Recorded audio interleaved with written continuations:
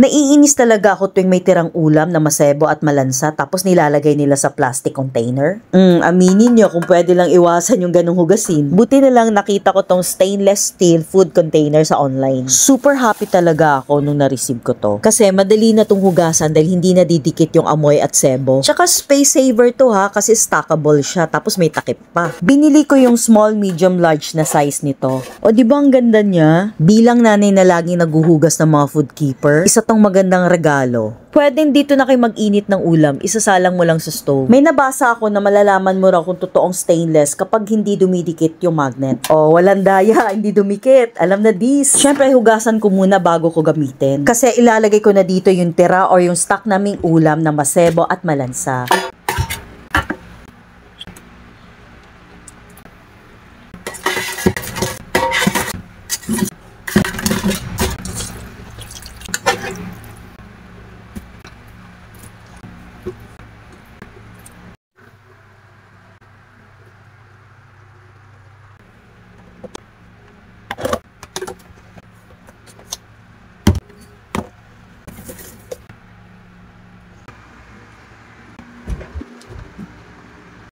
Kung bet nyo, pakiclick na lang yung link na ilalagay ko sa comment section or sa yellow basket or showcase ko. Thank you!